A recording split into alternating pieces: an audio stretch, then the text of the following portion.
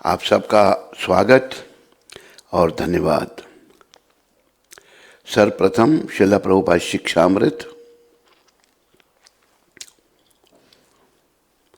ये बातें प्रभुपाद ने कलकत्ता में कही थी 1971, 1971।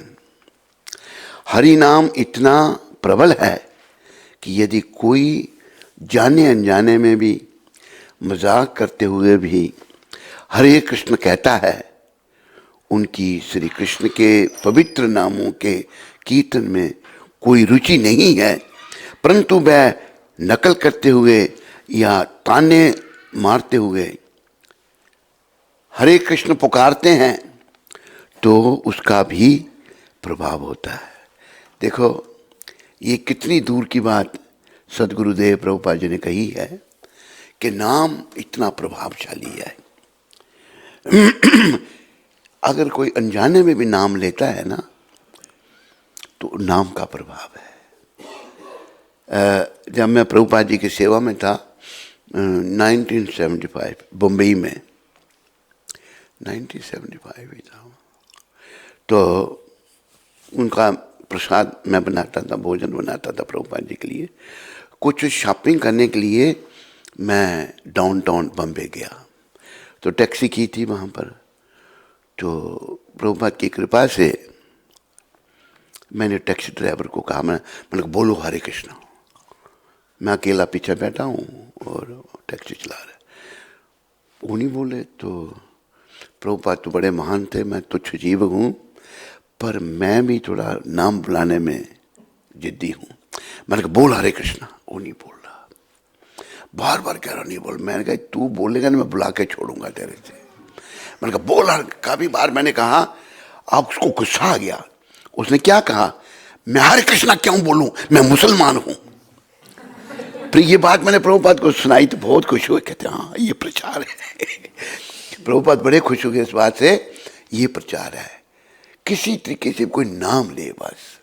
इसलिए आप सब गवर्नर निवासी ध्यान रखो, हरि नाम के लिए जाओ, हरि नाम करो, क्योंकि इससे आपका भी कल्याण होगा और जिनके कानों में ये नाम जाएगा उनका भी कल्याण होगा। आज हम लोगों के दिलों में इतनी विकृति क्यों है, बेसमझी क्यों है, पहचान हमें किसी की नहीं है। इसका कारण हमारी अंतरात्मा अपवित्र है। तो नाम से ही अंतरात्मा पवित्र होगी। तुलसीदास जी जिन्होंने रामायण रची है, उन्होंने क्या कहा, तुलसी जाके मुख से धोखे निकसे राम। धोखे से कोई भगवान का नाम ले लेता है, ताके पग की पगतरी, पाकरी या पगतरी कुछ ऐसा शब्द है, मोरो तन का चाम। जो धोखे से भी नाम लेता है, किसी के मुंह से नाम निकलता है, उसके पाँव का जूता मेरे चमड़े से बनाना चाहिए। नाम की महिमा देखो। और हमारे भगवान गौरकली जो कली पावन अवतार हैं, याद रखो कलयुग तो बड़ा कठिन युग है, लोग बातों को समझ नहीं सकते। एक प्रभुपाद कृपा से मैं आपको क्या कहना चाहता हूँ, क्या हमें पहचान नहीं है किसी की। जिसे अंग्रेजी में कहते हैं द सेंस ऑफ परसेप्शन, पहचान नहीं है। हम नहीं पहचान सकते किसी को। एक बार प्रभुपाद जी लेक्चर कर रहे थे अमेरिका में। लेक्चर कर रहे थे, तो उसने कुछ प्रश्न किए, ठीक किए पहले, पर बाद में प्रभुपाद ने उसको पास में बुला लिया, या डाइस पे ही बुला लिया था। फिर वो ऊट पटांग बकने लगा। प्रभुपाद ने डांट लगाई, सबके बीच में डांट लगाई। तो हमारा ये एक गुरु भाई प्रभुपाद को क्रिटिसाइज करता है, प्रभुपाद ने उसको बुलाया, फिर ऐसा क्यों कहा, उसका बेचारे का फॉल डाउन ही हो गया। तो हम क्या समझें, वैष्णव क्या करते हैं, वैष्णवी ना क्रिया मुद्रा भीकिए ना भूचिए। वैष्णव की कृपा क्रिया मुद्रा हम नहीं समझ सकते। एक हमारे आचार्य हुए अभिराम ठाकुर। अभिराम ठाकुर के पास अगर कोई जाता ना, अगर वो बड़ा भाग्यशाली हो तो उसको कोड़े की मारते थे वो, सबको नहीं मारते थे, कोड़ा था उनके पास, जिसको उनका कोड़ा का पड़ गया तो वो शुद्ध भक्त बन जाता था। और कई लोग जाते, कईयों को नहीं मारते थे, उनके भाग्य में नहीं था, इतने वो लोग पतित थे। तो हमें प्रभुपाद जी की इन बातों को समझना है और जीवन में धारण करना है। नाम जपना है और नाम का प्रचार। अरे भाई हम जपें, देखो कई लोग नाम जप रहे हैं, वो अपना सोच रहे हैं। हमारा आंदोलन ये नहीं है। हमारा आंदोलन क्या है? नाम जपना और जपाना। दो प्रकार के भक्त प्रभुपाद जी ने बताए हैं। भजनानंदी, भजन करते हैं, अपना कल्याण करते हैं। हम भजनानंदी नहीं है। एक भक्त है घोष्ठानंदी। घोष्ठानंदी मतलब वो जपते भी हैं और जपाते भी हैं। ये हमारा आंदोलन वो है। तो अगर हम अपना कल्याण चाहते हैं, अपना मंगल चाहते हैं, तो दूसरों का भी मंगल सोचो, अपना ही मंगल नहीं। और देखो अभी जैसे किसने मेरा सुधार किया, कहा आपको वृद्ध आदमियों को सम्मान करना चाहिए। वृंदावन की एक घटना सुनाता हूँ मैं। ये भी 1975 की ही है। तो भाई वृंदावन धाम है। एक विदेशी भक्त कनाडा का, रसानंद दास उसका नाम था, मेरे साथ वो अफ्रीका में भी रहा। कहते पहले डॉक्टर था, सब छोड़ के प्रभुपाद की कृपा से भक्त बन गया। वो वृंदावन में आया, वृंदावन में आया और रहने लगा। भाई कोई भी रह सकता वृंदावन में। तो एक दिन क्या हुआ, एक ग्रुप आया वृंदावन मंदिर में। उनका एक लीडर था, उसने जब राधा श्याम सुंदर के दर्शन किए, वो नाचने लग पड़ा। अतिथि है, कोई भी आ सकता है दर्शन करने, नाचने लग पड़ा। तो रासानंद ने क्या किया, मेरे सामने की बात, उसको यहाँ गले से पकड़ा और एक कमरे में ले गया, जो जहाँ पर अभी इस साइड के कमरे में ले गया, दरवाजा बंद करके मारने लगा उसको। कहते ये साहजिया है। तो जब ये प्रभुपाद को पता लगा कि इसने ऐसा किया, प्रभुपाद कहा you never come back to Vrindavan. उसके बाद मैंने वृंदावन में नहीं देखा, कभी चोरी छुपे आया, निकाल दिया उसको। तो ये सब समझने की बातें होती हैं। हम कम समझ पहले मन में कुछ बात धारण कर लेते हैं, तो उससे भक्ति जो है नहीं बढ़ सकती है अपनी। अरे एक बड़ा आदमी है, उसके लिए क्या कहा है, बड़ा हुआ तो क्या हुआ, बोलो, बड़ा हुआ तो क्या हुआ, जैसे पेड़ खजूर, पंछी को छाया नहीं, और फल लागे अति दूर। कोई बड़ा है क्या, जैसे खजूर का पेड़ है, बोलना कोई चढ़ ही नहीं सकता उसके ऊपर, फल भी लगता है तब भी कोई नहीं ले सकता उसको। तो ऐसा बड़ा क्या है, उसकी वैल्यू कुछ भी नहीं। तो हम बड़ों का सम्मान, हाँ बड़ा वो है, बड़ा वो है जो भक्ति में बड़ा है। मैं आपको शास्त्र की बात बताता हूँ। सुखदेव गोस्वामी माँ के गर्भ में 16 साल रहे, जन्म नहीं ले रहे, भगवान वेद व्यास के पुत्र। तो वेद व्यास ने कहा कि नहीं मुझे माया भी आप जाएगी, मैं नहीं जन्म लेना चाहता। तो भगवान वेद व्यास आए कृष्ण भगवान के पास, हे कृष्ण आप मेरे पुत्र को आश्वासन दो कि मेरी आपकी माया उसे ना व्यापे। भगवान ने आश्वासन दिया, उन्होंने जन्म लिया। जन्म लेते ही घर से चल पड़े, घर से कल मैंने बस संन्यास भक्ति करने के लिए।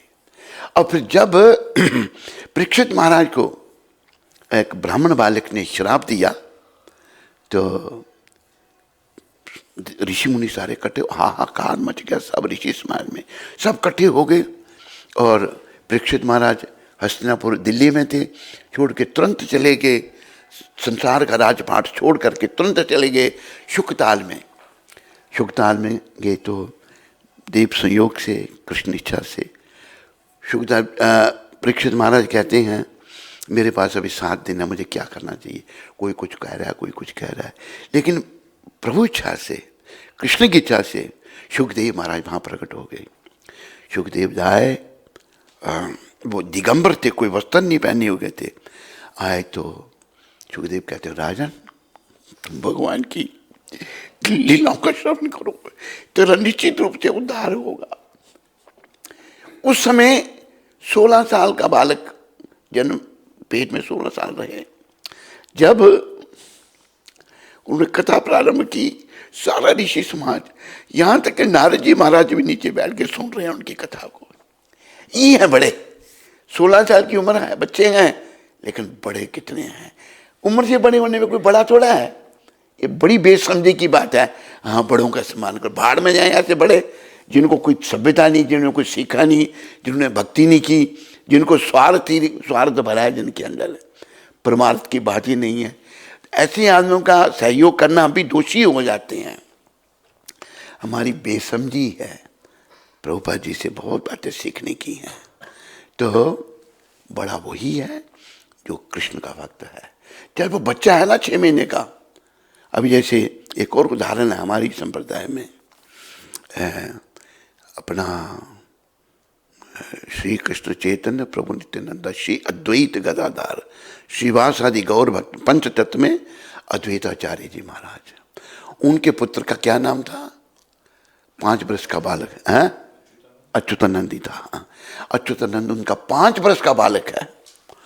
तो पूरी डिटेल नहीं मैं भाव बता रहा हूँ यहाँ पर आपको। ये पूछा गया कि महाप्रभु के गुरु कौन है? तो अद्वैताचार्य ने कहा ईश्वरपुरी जी महाराज। अच्युतानंद कहते जो त्रिलोकीनाथ भगवान है उनका भी कोई गुरु होता है? तो अद्वैताचार्य ने, बेटा तू मेरा बाप है, मैं तेरा पुत्र हूं। तुम्हें इतना ज्ञान 5 वर्ष के बच्चे को कि तुमने पहचान लिया महाप्रभु कौन है। ये है बड़ा, 5 वर्ष का बच्चा और पिता उसके पांव को छू रहा है, तू पिता मेरा, मैं तेरा पुत्र। तो ये बातें प्रभुपाद कृपा से हमने समझनी है। बहुत सारे नहीं समझ पा रहे हैं, पर प्रभुपाद कृपा से यहाँ पर उनकी कृपा ही सब कुछ है। समझाने का प्रयास किया जा रहा है। समझोगे तो भाई तरोगे, नहीं समझोगे तो भाई जाना तो पड़ेगा दुनिया से, नरकों में सड़ना पड़ेगा। तो प्रभुपाद ये चाहते हैं। देखो उनकी कृपा से मुझे मौका मिला उनके संग का, और उन्होंने सारी दुनिया का कल्याण चाहा। ये नहीं कि इसका हो इसका नहीं हो, बिल्कुल नहीं। ऐसे संत बड़ी दुर्लभ हैं, ऐसे अवतारी संत बड़े दुर्लभ हैं। तो कृपा करके समझो। और यहाँ पर प्रभुपाद ने आज की शिक्षा में नाम की महिमा को बताया है। तो नाम जपो, आप अच्छी भाव से जपो, और दूसरे अनजाने में अगर सुनेंगे उनका भी मंगल होगा। जैसे उदाहरण दिया है कि बच्चा, छोटा बच्चा नहीं जानता कि आग में हाथ डालने से उसका हाथ जलेगा, लेकिन अगर हाथ डाल देता है आग जला देगी उसका हाथ। इसी प्रकार नाम का प्रभाव जो है ना, इसलिए भगवान ने कहा उठी थे बैसी थे, खाई थे शुई थे, यथा तथा नाम ले, देश काल नियम नाही सर्व सिद्धि होए। उठते बैठते खाते सोते जैसे तैसे भी नाम लो। ये चैतन्य चरितामृत में लिखा है। ये नहीं कि अभी नाम जपना अभी नहीं जपना है, देश काल नियम नाही सर्व सिद्धि होए। और याद रखो मेरे प्यारे हरि भक्तों माताओं, सबसे बड़ी सिद्धि क्या है? क्या है सबसे बड़ी सिद्धि? हाथ खड़ा करो। सो रहा है, पता क्या कर रहा है? सो रहा है, ऐसे क्या कर रहा? पूछो क्या कर रहा है?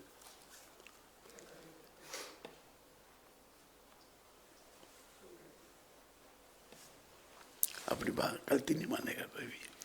हाँ, क्या है?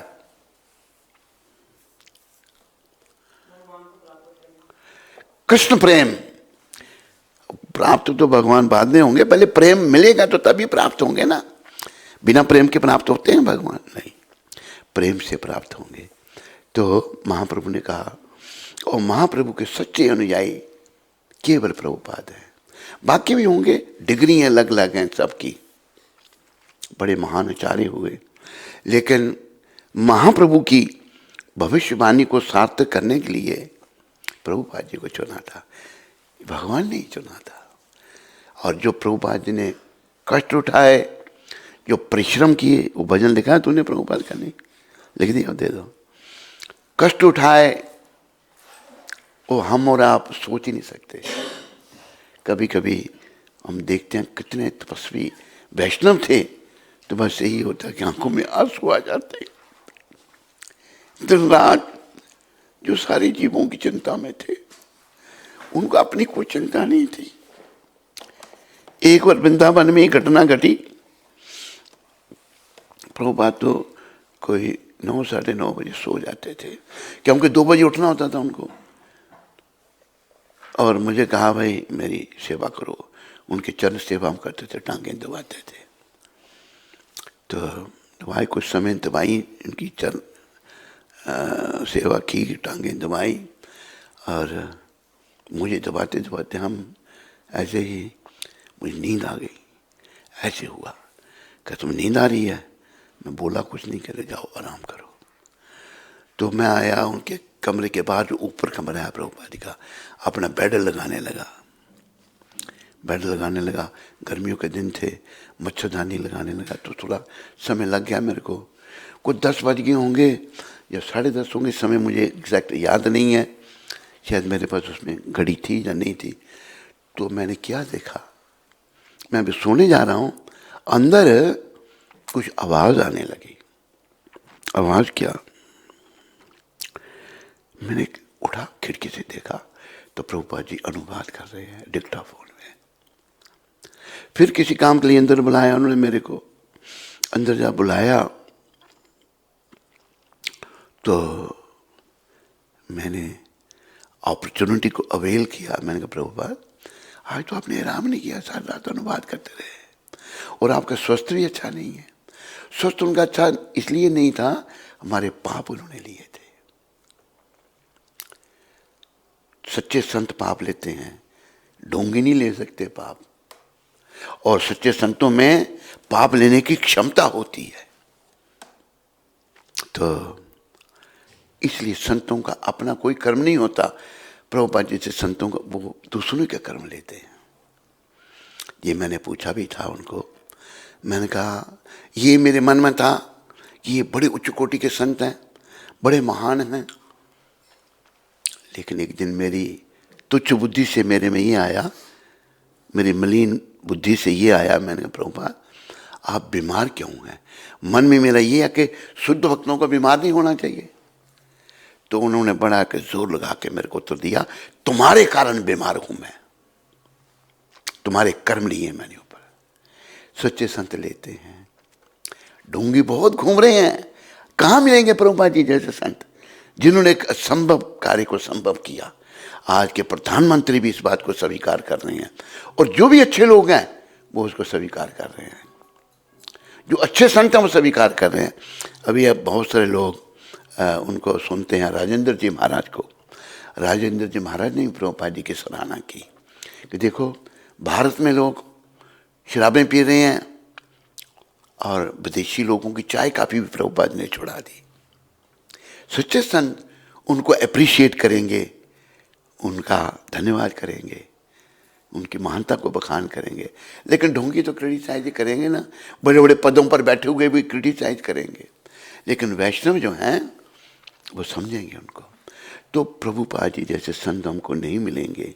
तो आज की शिक्षा उनकी ये है कि कैसे किसी भी हालत में अगर कोई नाम लेता है, हरि नाम इतना प्रबल है कि यदि कोई जानने अनजाने में मजाक करते हुए भी हरे कृष्ण कहता है, उनकी श्री कृष्ण के पवित्र नामों के कीर्तन में कोई रुचि नहीं है, उसके नाम में रुचि भी नहीं है, परंतु वह नकल करते हुए या ताने मारते हुए हरे कृष्ण पुकारते हैं, तो उसका भी प्रभाव होता है, उसका भी प्रभाव होगा। ये नाम की महिमा है। तो इसलिए भक्ति में आगे बढ़ो और अपने दोषों को देखो। ये नहीं हाँ जी वृद्धों का सम्मान करना चाहिए, कैसे वृद्ध, क्या करतूतें उनकी हैं, सुन के आप अवाक रह जाएंगे। बड़ी उम्र होगी तो क्या भगवान थोड़े मिल गए उनको? अरे सुखदेव जी को मिल गए 16 साल की अवस्था में ही। इतने महान हैं कि सारा संत समाज इकट्ठा हो गया, उनको सुनने के लिए उनको व्यास आसन पर बैठाया गया। सारे ऋषि मुनि, जिसमें वेद व्यास भी आए और नारद जी भी आए, बड़े बड़े ऋषि मुनि सब नीचे बैठे हुए हैं। सुखदेव जी महाराज बाहर अपना गान कर रहे हैं, भागवत का पाठ कर रहे हैं। और 7 दिन थे परीक्षित महाराज, और बिना खाए पिए परीक्षित महाराज उसको सुन रहे हैं। 3 दिन के बाद सुनने के बाद परीक्षित महाराज कहते हैं कि हे ब्राह्मण देवता, अभी मुझे मृत्यु की चिंता नहीं है, बस 3 दिन पहले थी। इतने बड़े महान राजा जिन्होंने प्रजा का अपनी संतान की तरह पालन किया। 3 दिन के बाद भागवत में वर्णन आता है, 3 दिन के बाद उन्होंने कहा मुझे मृत्यु का डर नहीं है। हम सब मृत्यु से डरते हैं क्योंकि हम संसार में खोए हुए व्यक्ति हैं, हम अपने कर्मों के मारे हुए हैं, मौत से हम सब डरते हैं। लेकिन परीक्षित महाराज जो कि एक राजऋषि थे, संत रूपी राजा थे, वो भी 3 दिन के बाद भागवत, एक महाभागवत के मुखारबिंद से सुनने के बाद 3 दिन के बाद वो कहते मुझे भी डर नहीं है मृत्यु का। इसलिए उस समय की अवहेलना मत करो, वो समय आ रहा है सबके लिए जाने का। तो उस समय की तैयारी यही है कि कृष्ण भक्ति।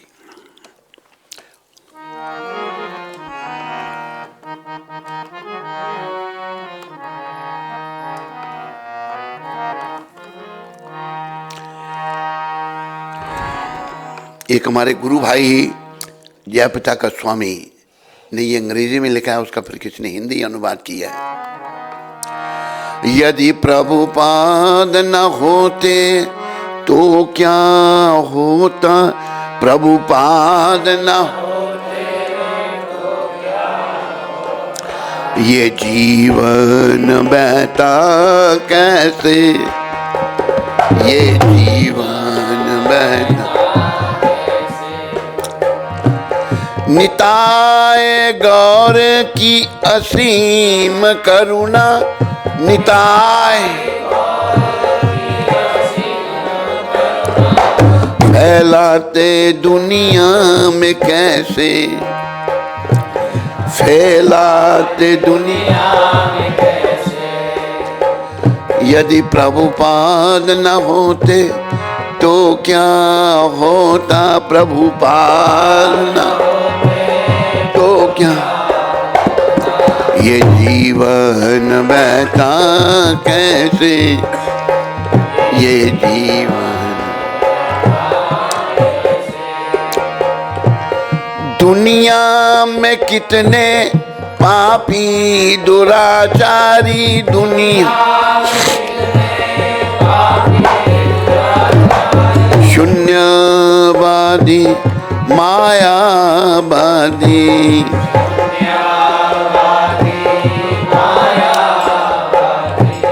उन सब का उद्धार करता कौन, उन सब का उद्धार करता कौन, कौन है ऐसा दयानिधि, कौन कौन है ऐसा दयानिधि, कौन है। यदि प्रभुपाद न होते तो क्या होता, प्रभुपाद न, ये जीवन बहता कैसे, ये जीवन।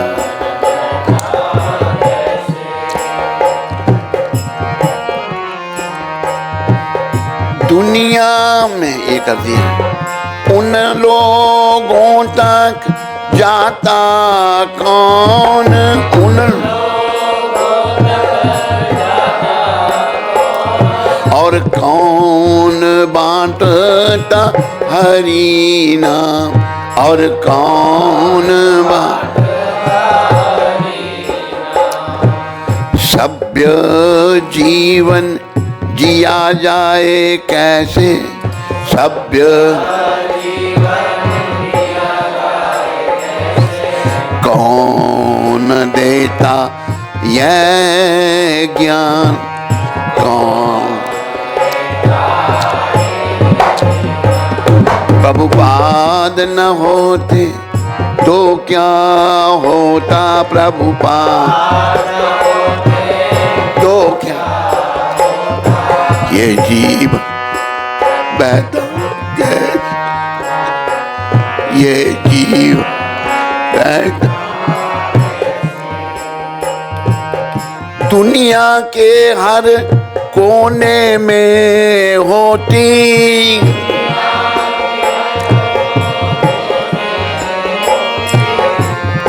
हरि नाम विग्रह की सेवा दिन रात, हरि नाम विग्रह की सेवा दिन रथ यात्रा। प्रभुपाद जी ने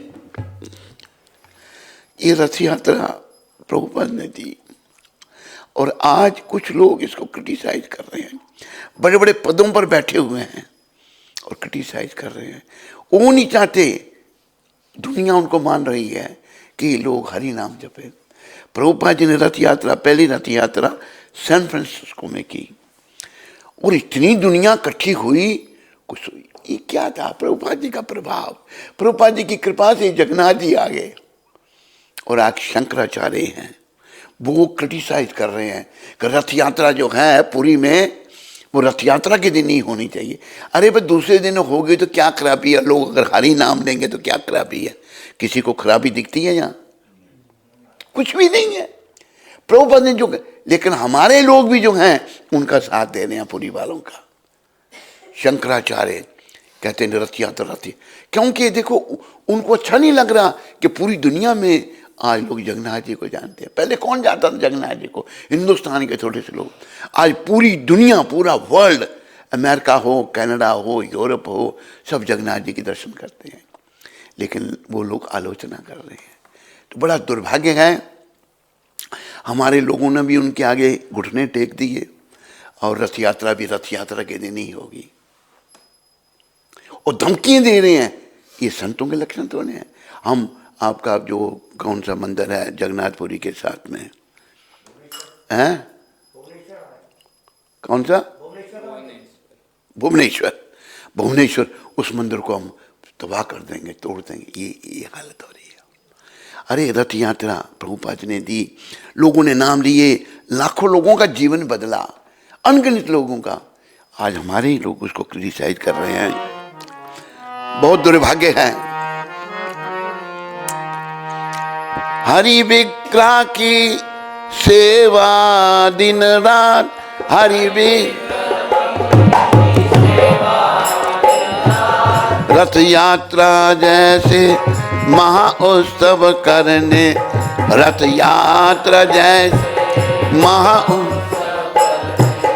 हमको सिखाता कौन, हमको सिखा। यदि प्रभुपाद न होते तब की होता, प्रभुपाद न होते तो क्या ये जीवन बहता कैसे। ये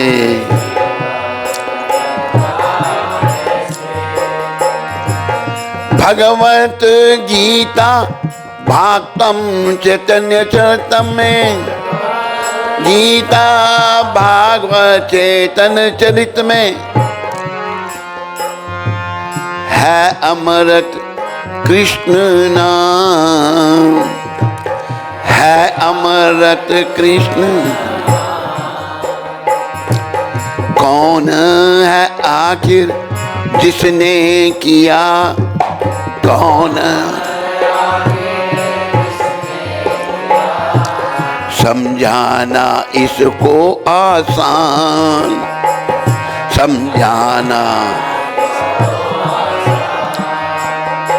यदि प्रभुपाद न होते तो क्या होता प्रभुपाद।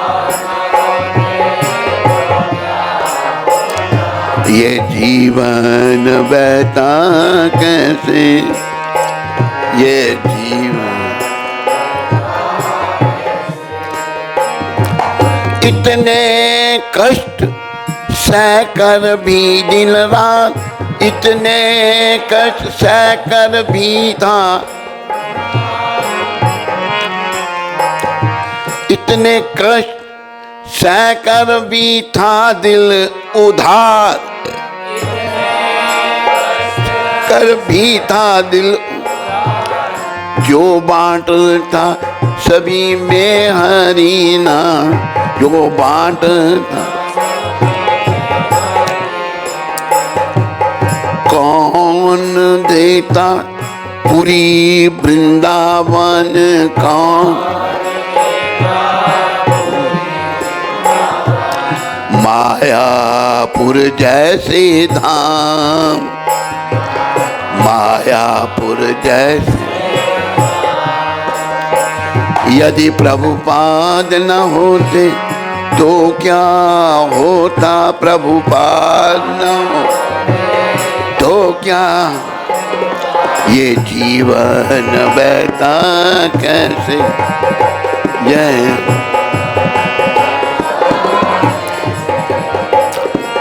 श्री चैतन्य महाप्रभु की शिक्षाएं हैं, महाप्रभु की शिक्षाएं, दुनिया का धन परम,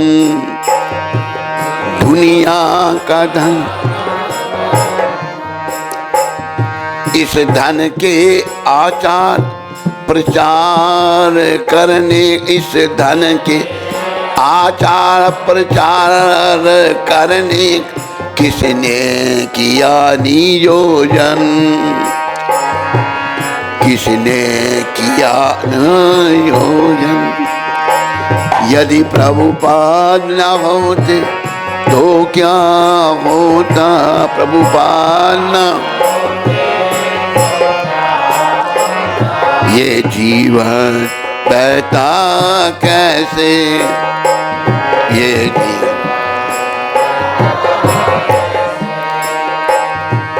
निताय गौरांग है प्रेम कल्प वृक्ष, निताय गौरांग प्रेम, उसमें एक जय पताका का हृदय, उससे एक जय पताका का हृदय सदा रहे आपकी शरण, सदा रहे आपकी शरण। यदि प्रभुपाद न होते तो क्या होता, ये जीवन बहता कैसे। यदि प्रभुपाद न हो तो क्या ये जीवन।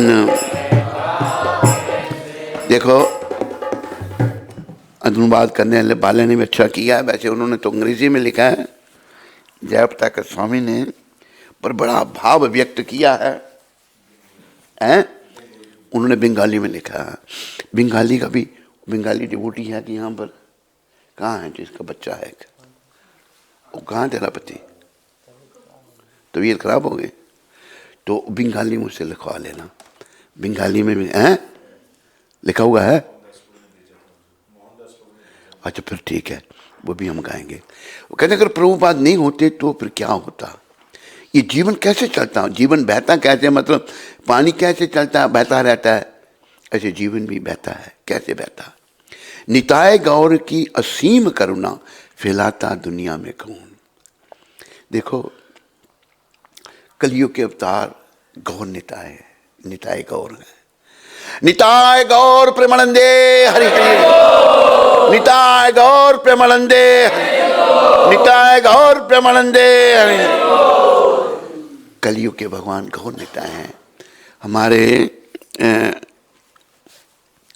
आचार्य शिला जगन्नाथ दास बाबा जी महाराज, जो 144 साल पृथ्वी पर रहे थे और बड़े ही महान वैष्णव थे, पहुंचे हुए वैष्णव, उनके जीवन में ये आया है। उन्होंने ये कहा है,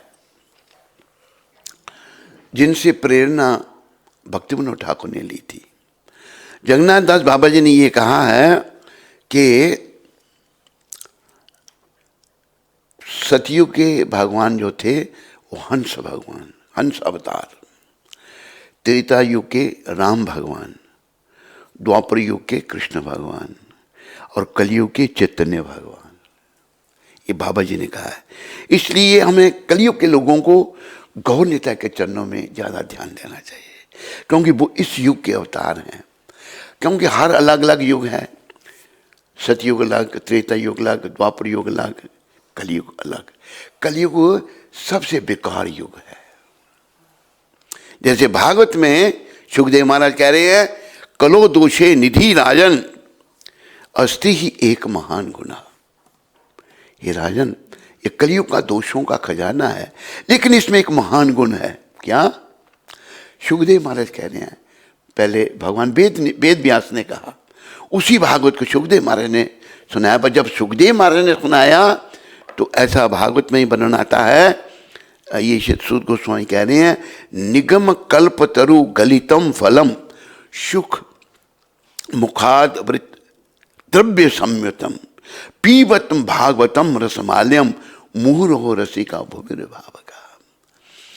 ये जो भागवत है वेद रूपी वृक्ष का पका फल है। शुक कहते हैं तोते को। जब फल को तोता चोंच लगा देता है वो फल स्वादिष्ट हो जाता है। मेरा अनुभव ऐसा है। बाग था अपना, तो हम जाते थे बाग में, अमरूद खाने का शौक होता था। तो तोते आके अमरूद खाते थे। पगवा अमरूद थोड़ा खाया तो नीचे गिर गया। एक दिन मैंने अमरूद उठाया तो श्री से माता श्री साथ में थी, तो मैंने कहा ये तो जूठा है तोते का, मैंने उसको नहीं खाना था। श्री ने माता कहा नहीं बेटा, तोते का जूठा खा सकते हैं। तोता कोई कीड़े मकोड़े नहीं खाता, फल ही खाता है, तोते का जूठा खा सकते हैं। तो सुखदेव महाराज तोते को कहते हैं, सुखदेव शुक तोते को कहते हैं। तो सुखदेव महाराज ने जब भागवत का पाठ किया परीक्षित महाराज के सामने, तो भाग में बड़ा रस आ गया, भाग बड़ा रस युक्त हो गया। और जो रसिक जन थे उन्होंने इस भागवत से बड़ा आनंद लिया। जो रसिक, जो भक्त भगवान के, जैसे प्रभुपाद भगवान, प्रभुपाद जी महाराज और अनेकों सच्चे संत हैं। तो फिर कहा उन्होंने, उन लोगों तक जाता कौन और कौन बांटता हरि नाम। ये विदेशी लोग जो थे, जो बिल्कुल इस कल्चर से भिन्न थे, उन तक कौन जाता? प्रभुपाद के। आपको एक वृंदावन की बात मैं सुनाऊं। वृंदावन में राधा दामोदर मंदिर में प्रभुपाद जी रहते थे, और राधा दामोदर मंदिर के साथ ही एक संत थे, उनके पत्नी बड़े वृद्ध से दर्शन किए थे हमने कुछ समय पहले। तो वो संत, जब उनका स्वास्थ्य अच्छा था, बिल्कुल राधा दामोदर के साथ ही वो मंदिर है। तो वहाँ भी विग्रह हैं, छोटा सा मंदिर है, संत रहते हैं। तो उन्होंने सेवा किसी दंपति को सौंप रखी है। तो उस संत बताते हैं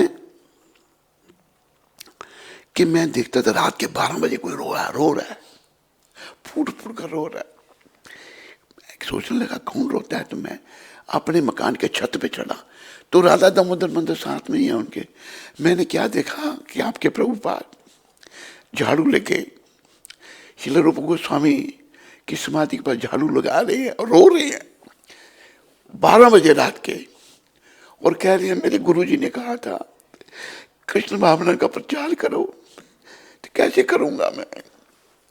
तो देखो कितनी भावना उनमें थी, जितना कष्ट उन्होंने उठाया कोई भी सोच नहीं सकता उनके कष्ट के बारे में। और आज हम यहाँ गोवर्धन में हैं, ये असंभव सी बात है। ये सब प्रभुपाद कृपा से हुआ है। प्रभुपाद कृपा से ही हमको ये गोवर्धन में प्रवेश मिला है। 30-35 साल पहले इसी मंदिर में मैं आया था, तो चाहता था मुझे, यहाँ संत हैं, उन्होंने कहा कि वो बड़े अच्छे संत थे, रामानंद संप्रदाय के थे, वो भी उनका आश्रम है, तो उनको मैं मिलने जा, उनसे किसी ने मेरी भेंट करवाई थी, तो कहते थे कि स्वामी जी आपसे मिलकर बड़ी आत्मीयता होती है, हमें बड़ी प्रसन्नता होती है। अच्छे उच्च कोटि के अच्छे संत थे वो। तो कुछ मैंने कहा जी हमें यहाँ भी मंदिर होना चाहिए हमारा गोवर्धन में। तो पहले तो कहते मेरे वाला ही ले लो आप, देखो इतनी भावना थी उनकी। फिर उन्होंने यही हमें कहा था इस मंदिर के लिए ग्वालियर में, तो तब तो यहाँ वीराना होता था और चोरों का बड़ा डर होता था। इस मंदिर में भी कई चोरियां हो चुकी थी। तो उन्होंने कहा, और वो ट्रस्टी थे इस मंदिर के, और दूसरे ट्रस्टियों को बोला, दूसरे ट्रस्टी उनको मना नहीं कर सके, उन्होंने मेरे को लिख के दे दिया। फिर बात अटकी कहाँ भाई, हमारे पास उस समय ये जो भी भेजे हैं वैष्णव प्रभुपाद ने, वो उस समय नहीं भेजे थे, बाद में भेजे, ब्रिजवासी या दूसरे तीसरे जो भी थे।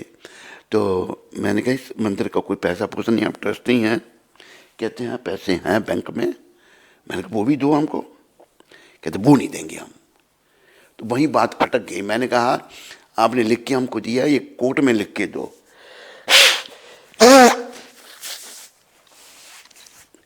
वो पेपर भी उनको दे दिए मैंने, स्टाम्प पर नहीं लिखे थे, पर कोर्ट से कुछ भी नहीं उस पर लिखा गया था।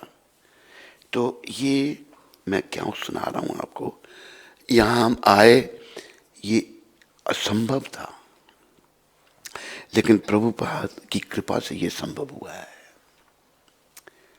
100% इसमें प्रभुपाद की कृपा है या नहीं है?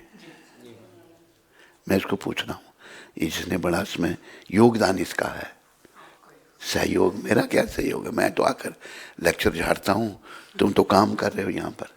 तो बिल्कुल प्रभुपाद कृपा, ऐसी ऐसी बातें सुनाता है मुझे जो प्रभुपाद कृपा से हो रहा है। प्रभुपाद कृपा, प्रभुपाद कृपा। तो इसलिए हमें सबको अच्छा बनने का प्रयास करना है। अच्छा बनना है तभी हमारा अंत अच्छा होगा, नहीं तो भाई अंत अच्छा नहीं है। उन लोगों तक जाता कौन, विदेशियों तक कौन जाता प्रभुपाद के, और कौन बांटता हरि नाम। सभ्य जीवन जिया जाए कैसे? विदेशियों का जीवन सभ्य थोड़ा है। मैंने पहले तो बड़ा अवाक होता था मैं, अब तो ये बात आम हो गई। बेटी बाप को कहती है dad I want to marry this boy, बाप कहते ओके एज यू लाइक, ये करते रहे बाप का। भारत में ऐसा नहीं था। भारत में भी ये 60 साल राज करने वालों ने गंदगी घुसा दी। भारत बड़ा महान देश है। सभ्य जीवन प्रभुपाद ने सिखाया। दुनिया के हर कोने में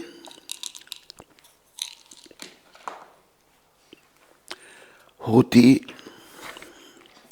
हरि नाम विग्रह की सेवा दिन रात, और दिन रात पूरी दुनिया में हरि नाम विग्रहों की सेवा प्रभुपाद कृपा से हो रही है।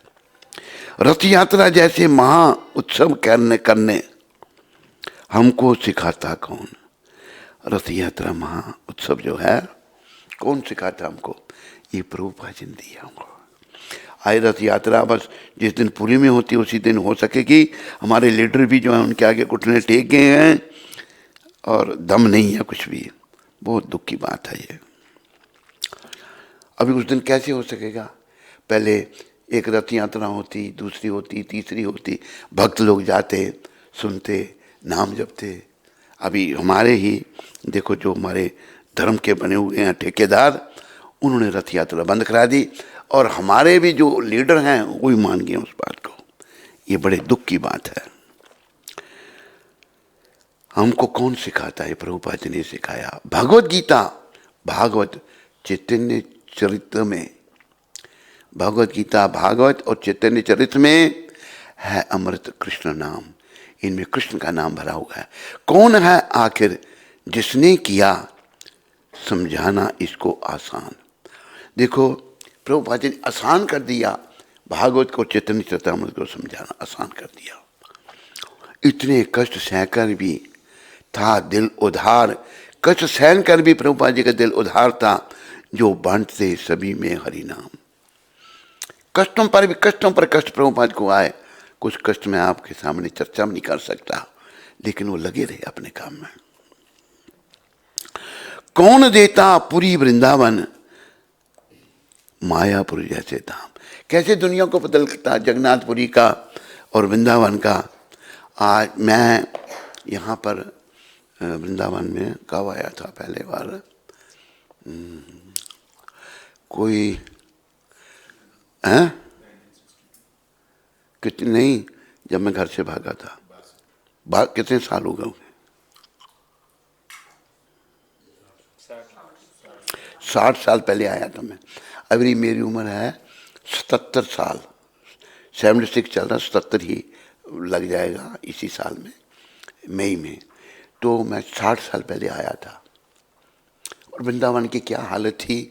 यहाँ वो जो भक्तिवेदांत स्वामी मार्ग है, वहाँ दिन में भी नहीं चलते हुए डर आता था। और ब्रिज में क्या था, कोई बहुत कम लोग आते थे। प्रभुपाद कृपा से आज ब्रिजवासी करोड़ोंपति बन गए हैं, करोड़ोंपति। ऐसा प्रभुपाद कृपा से विदेशी लोग आ रहे हैं, कितना यहाँ से सामान ले जा रहे हैं, विदेशों में जा रहे हैं, हारमोनियम जा रहे हैं, क्या क्या नहीं हो रहा है, बहुत कुछ हो रहा है। तो प्रभुपाद कृपा से हो रहा है, लेकिन लोग इस बात को नहीं समझते। आज जगहों की कीमत इतनी है यहाँ पर, सोने के भाव में। सोना सस्ता होगा, जगहें महंगी है। इतना मतलब प्रभुपाद कृपा से यहाँ की वैल्यू बढ़ गई।